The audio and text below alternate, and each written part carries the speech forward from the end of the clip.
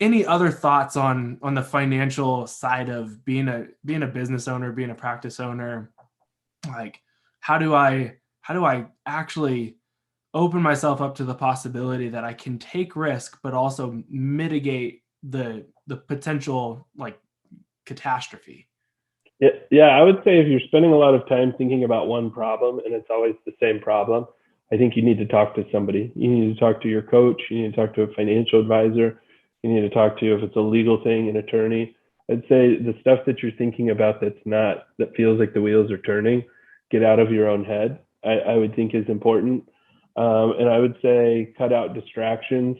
Again, like, right now there's a real estate boom. If you don't have money to invest in real estate, why are you worried about it? And if you can't sustainably invest, why are you worried about it? Like, get out of those types of things. If what you're thinking about isn't pushing you closer towards your goals, then you need to stop thinking about it, which is so easy to say. It's like, oh, you're sad, quit being sad. I get it.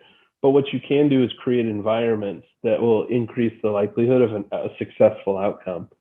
And I just think, like, I don't know. I think that that's important. The things that are preventing you from focusing, find solutions for them, or get rid of them. I don't know. I can't stop thinking about that. It's the thought loop I'm on as we're talking. Yeah. Yeah.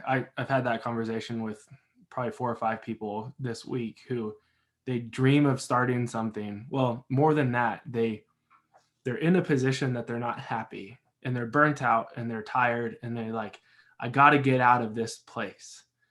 And I always tell them, like, the only thing that you need to know right now is that one is that where you're at currently is not where you should be. And two, that there are people who can help you take steps forward.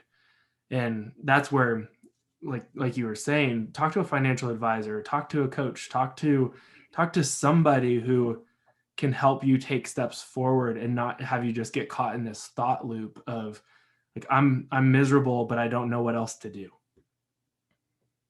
Yeah, I couldn't agree more. And I think people just need less talk, less thought, more action. It's that if you're to the point where you're, in the uncaged clinician community and you haven't taken action on your goal, like, really ask yourself, why not?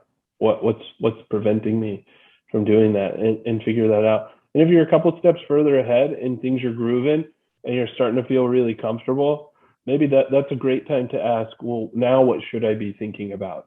Because just because, cash is building up to the accounts and you're starting to feel more secure, now you have a different responsibility. The first responsibility to yourself is to survive. The next responsibility is to thrive. In the way that you approach that, there's lots of different ways to do that. And so that's the other thing. If you're sitting back and things are great, now's another great time that you should talk to somebody. It's at those peaks and valleys when you should be having conversations. At valleys, it's to prevent you from making the wrong decision.